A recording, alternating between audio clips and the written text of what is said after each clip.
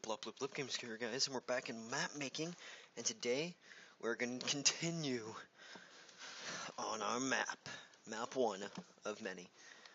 Anyways, so let's start with some updates. So, last episode, or between last episode and this one, I completed the bottom wall, just a repeated pattern, and I also laid out the teams, which is the colored wool, in front of each of them. 2 teams, though, have the redstone for spawning, or the spawn letting mechanism. I don't know what to call it. I'm gonna call it the spawn dropper right now. Okay, seems good. Okay, so we got the green team and the red team here. Now the red team is a straight-on team, so it was relatively simple. Let me describe the use of the object.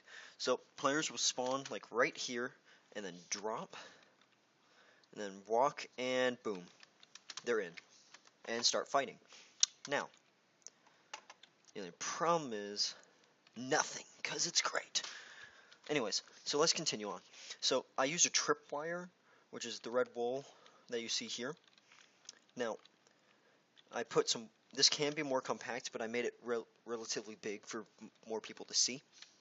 So, what I did is I led some wire out from the back of the tripwire and into an inverter, which is when you send a redstone signal into the back of a torch, it turns off, turning off the piston, removing the block, and allowing the player to fall. So I set it on about like a second delay, and the player can easily drop through in that period of time. Now this one over here is a pressure plate one because it's diagonal, and tripwires don't work diagonally. So, and ching. Anyways, so the wire is right underneath the pressure plate, which is right here, and it scrolls up into another inverter to the piston. There's really nothing much to it, but I did start on the second layer, which is very unique from the first layer. A lot more pillar and a lot less blue, I think. Anyways, extended the tree top a little bit to start forming the main part of the trunk, so we should be doing pretty well. Next episode, we should probably start working on this tree. But first, you gotta start at the roots. So, here we go. We're in the underground today. Now, this is where we have to start getting into game mechanics. Well, I'm just gonna fill in the floor here. Well, this is the area of the map which close quarters combat is most likely to occur. And to make sure we get that feel, we're going to need to make sure sight lines are reduced. Now, sight lines is one of the major factors that contributes to player action. Now, player action is what players do in a game. Like, if you face players toward a wall when they spawn, they get really extremely confused and get lost easily. But let's say you face them towards an open area, then they go straight and just into the map. Like, for example, here, let me show you this. This side. Purple team here most likely will go this way, because this is more visible than this little side path, which is why they're going to get ambushed a lot, and which is why you're going to need to know the map pretty well in order to play purple team easily. On the flip side, red team is going to be very easy to play and more likely to be a close combat player, because they start running forward, and then like, oh, what's this? And then head underground. So, it's all about player decision making. You have to become like a psychologist for a minute and decide, what are my players going to do in this situation? Which is why map making can be hard sometimes, because some people can't predict players, and it's really annoying, and they just don't like it, and then they give up because they don't know what the players are going to do. So that's a very important aspect to consider when you're building a map, is that your players have behavior, and some of it can be focused. Like, that's why linear campaigns in like Call of Duty work, is because the players just want to follow what's given to them. Psychology, anyways. Excuse me. So right now, what I'm doing is I'm building a series of narrow pathways that will lead into probably a smaller room right in this corner here, like a pretty small room. And then as the players continue in here, they'll come into this big asymmetrical room with a very large sight line here. But it'll probably be obstructed with a root, which I'll place like right around here. Or like here. And the root would do something sort of like have this effect right here. Just now it's harder to see the other side, and players are more likely to engage in combat, surprisingly, and more close quarters combat, because now if you're running from this angle, I can't see anybody running from this point to this point. But if I'm in here and I'm being cautious, now I can see this side, but I lose the ability to see anyone over here. So it's like a win or lose situation. So you always have to be conscious of what players are going to see and perceive and do. Man, that is a mouthful to say. Anyways, so we're just going to continue here. The reason I'm doing what I'm doing is because I'm going to change the floor blocks, and I don't want like a frame rate drop every time I break a dang block. So what I'm doing is I'm just filling in a layer of flooring to border the floor, so it's a relatively simple and easy process, like this. And we'll place some of these blocks with slabs, get like height differences and everything, but right now I just want basics. And now you can see that this is starting to look more and more cramped, giving the players a need of urgency and a heightened awareness in which they will constantly look behind them or listen more carefully, and they'll be more prone to attacking, even if it's a teammate. Which is where like Hunger Games name tags come in, because players are more cautious when they can't respawn, because then you're done, you're just out. Players want to keep playing.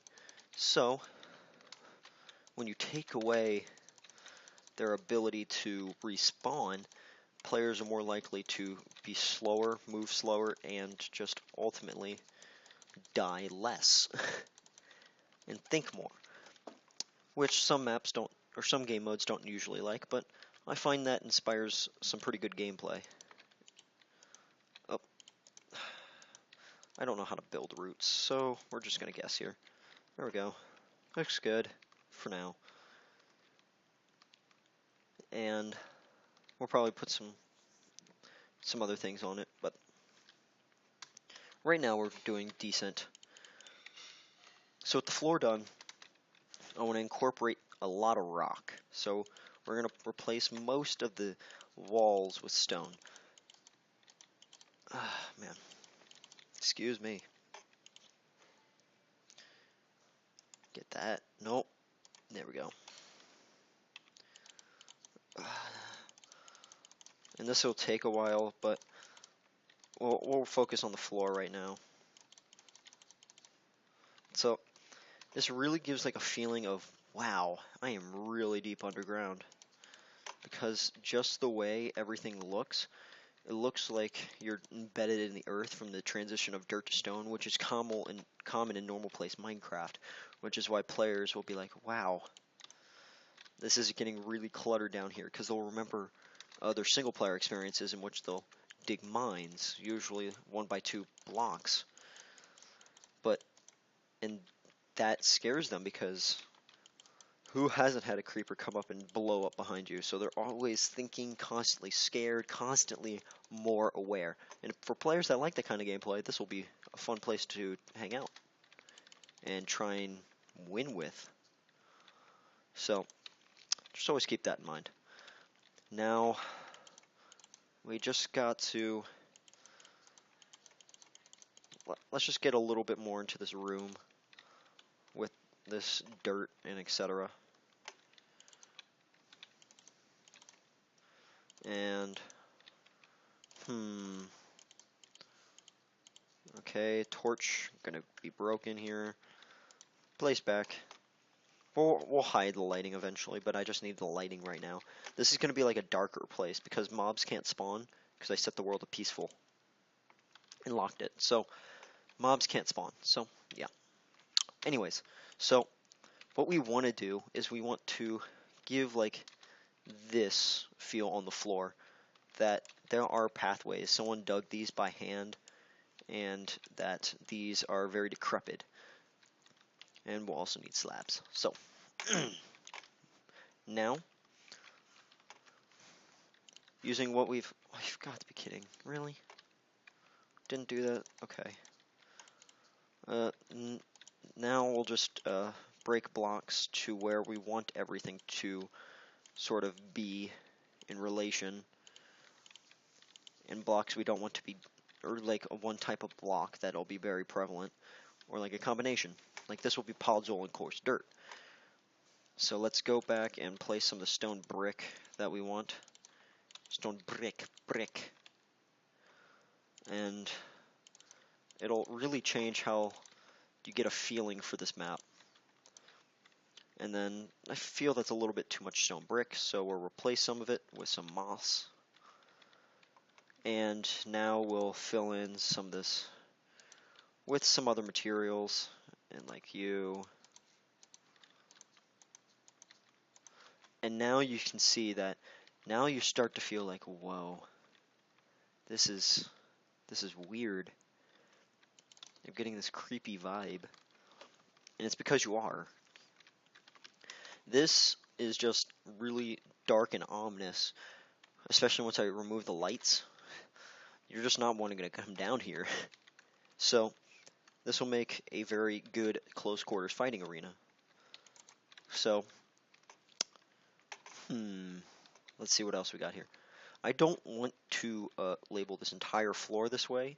I want it some of it be natural. So what I want to do is I want to like make a path go around the outside, and then like around the outside of this room and leave the center open.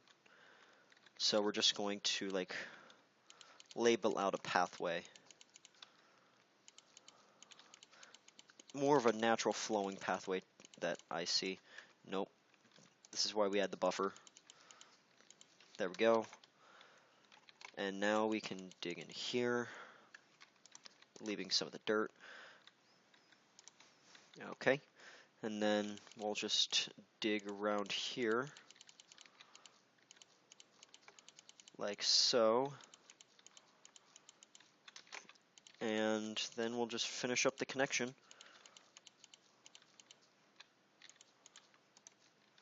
Like that. So now the pathway will go around the outer parts of this room, and it'll look like, oh, I need to go here, and you'll avoid this sightline obstruction to use as cover. But by using this as cover, you gain a great sightline this way, but you obstruct complete vision from this way. So it's a lose or gain situation here, which is why close quarters combat scares people to death. Which is why army people never want to invade houses, because they're extremely close quarters and you'll never see them coming. Your enemy anyways. So let's just continue on just placing blocks. And the stone brick will be replaced by every type of stone brick, by the way. So if you see a piece of stone brick, I may change it for like cracked or just mossy. So there we go. We need a little bit more stone brick, so I'll replace some of you. Remove you to do that. There we go. It's looking pretty good. And then we'll fill in some of these creases. That rain, screw you, and delete. Get some of this coarse dirt in here to fill in some of these gaps. And then boom. Boom. I just love the way the coarse dirt fits in with this map. I just find it so good. Without coarse dirt and podzol, this map would just not look right. So now that we've gone up to that point, now I can isolate like what things not to destroy or to build up later. So with that, we can continue by replacing, going and making some of these mossy and giving a more decrepit feel to it. Like something was here and then abandoned it, and now you're fighting. So it gives an interesting part of the backstory to the map, which I find pretty fun to see every once in a while. Okay, now with the stone brick down, we can complete it with some coarse dirt and some podzol to round off the yeah. I am running out of words here. This is actually really difficult to do, trying to build and trying to talk at the same exact time. So if there's awkward moments in silence, I am very sorry. It's just really hard to do. Trying to build completely while talking is actually very difficult, and I respect YouTubers for doing it, because it is a challenge. And then we'll just do that. Okay. And now you can see that there's quite a difference in the way this room feels. You'll see that now there's some visual representation, like, oh, I want to go this way, or I want to go this way, that players just want to cling to and know what to do. But once you gain more experience, you learn to overcome those psychological barriers, which is why players can get so good, because they just use those psychological advantages to destroy new players, which they haven't understood yet, which is why people rage quit, because they don't understand. It's all about this gaming logic, that intangible feeling that you've already lost. Oh, I forgot. We have slabs to really... Oh, let's get some stairs. Stairs do better because they don't make anything hiccup. And they'll know what I mean when, like, this... when you're, like, walking and boop, boop. The little up-down that you do when you're walking across something. Which is why people use stairs, because they don't form gaps unless you do it incorrectly, which is semi-easy to do if you don't know how stairs work. So we'll just place a few here and there. Give like, okay, there's something wrong here. So there's the flooring, and with that we can probably come down here and grab this. Don't need you yet. And we'll just dig out like a small cavern to where there can be a few excursions. Love that word. Excursion.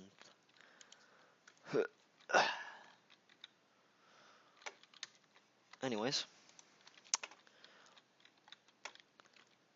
So, right now it looks pretty cramped back here, and it is because it is. So, it's going to be like, okay, there's a hole there, but someone can be like hiding right here, crouched, and when they come through, kabam, ambush attack, which is probably going to be a very effective strategy down here. Because I'm going to like mangle up the walls and everything and make everything look destroyed. And make like little alcoves where people can hide. So down here, you're going to have to be on like your A game. Quite literally, if you don't look everywhere, you're going to die. So,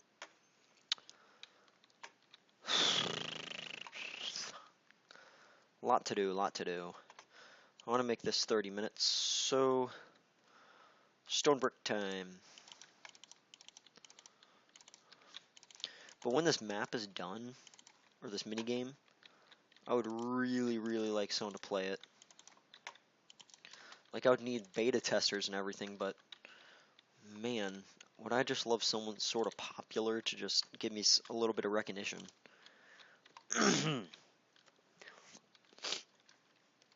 So I'm making offers right now, if you guys couldn't tell.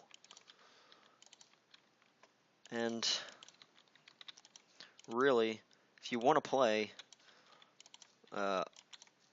send me a message, comment if you want. But don't forget, you have plenty of time. This is far from being done. This is so far from being done, it's pretty insane that I'm saying this right now, but still, it's pretty important to get play tests in pretty early. Like, when I get the redstone for this map done, I'll start play testing this map. So, that's going to be a pretty big step to take. Hop, hop, hop, hop, hop, hop, hop. And then right here, and right here, right here. Cool. And now, I got the straight hallway where there are destruction. I don't like the look, so there. Okay, so now that we've gotten the base part of the hallway down, this is starting to look pretty good.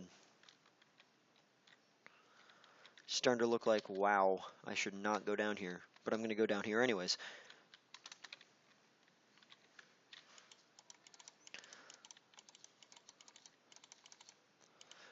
I'll probably do a different episode for some of the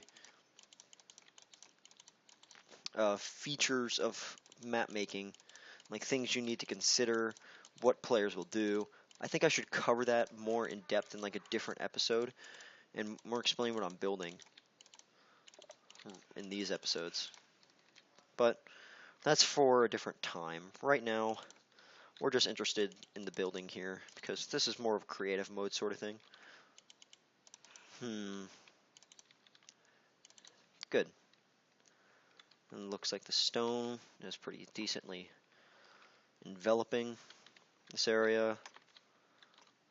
Boop, boop, boop, boop, boop, boop, boop, boop. Just remove. And there will be more green down here, like I'll add vines and everything. And it's gonna look old.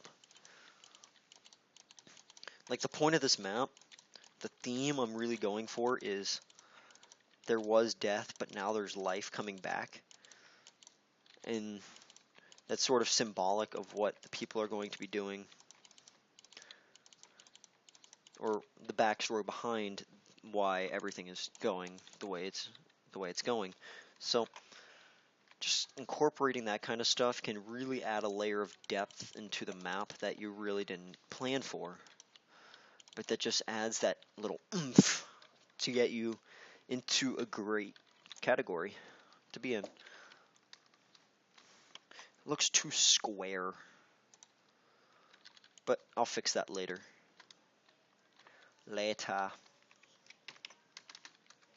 Man, my throat is getting dry and I still have 6 minutes.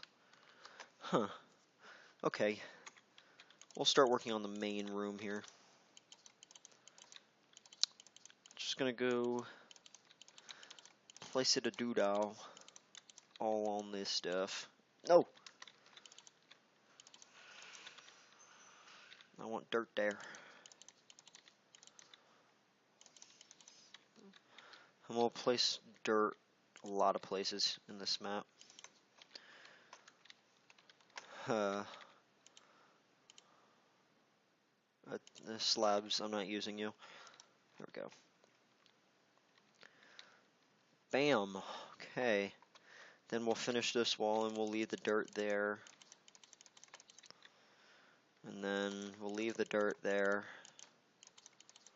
And then there. There. So, man, is this looking more and more cave-like or what? Wow, my throat. Ugh. So I think we're just going to get these 2 hallways done with this main room still under construction.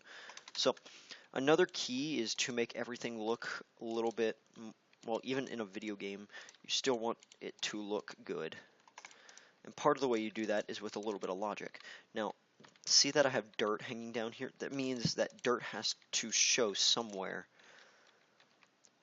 So by me like connecting this dirt here, I'm showing that, hey, this is where it's coming from.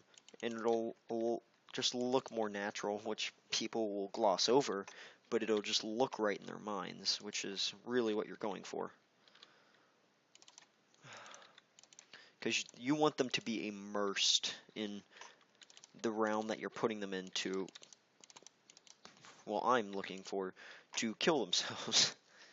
Just throw themselves at each other's swords willingly. And then we'll just connect that here. And as you can see, like, this is starting to look like, whoa, creepy.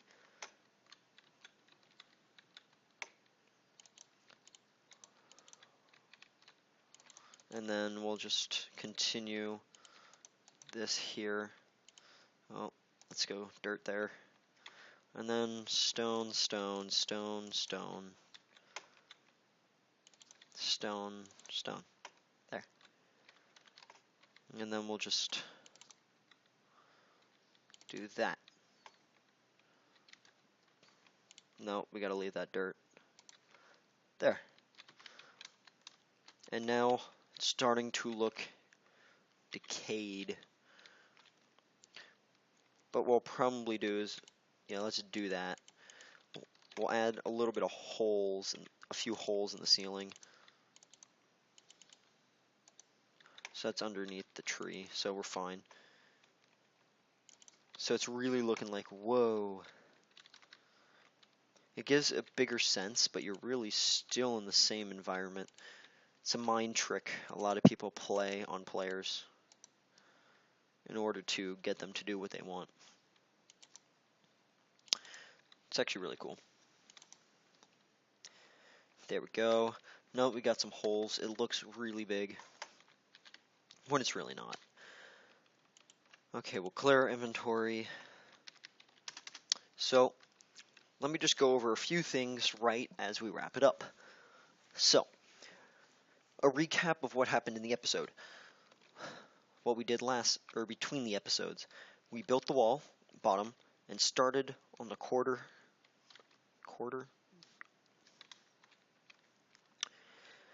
We got about like a 1/6 done of the upper wall, and 2 of the 8 spawn points done. Then, I increased the height of the tree. This episode, we worked on the underground, explained player behavior and things you may want to consider when building your own map. Between this episode and next, I want to build up this tree a little bit more and do a little bit more wall, not much, like to the pink spawn. And next episode, we will finish up the tree. And then we'll come back to the underground and finish that up. So, I want to thank you all so much for watching. I do hope you have enjoyed this episode of Minecraft map making on this still mysterious minigame. Just remember, rate, comment, and subscribe if you liked, by a miracle, me. Oh, by the way, don't forget, comment and or message me if you want to playtest this eventually. So, as I always say, just remember, stay blipping.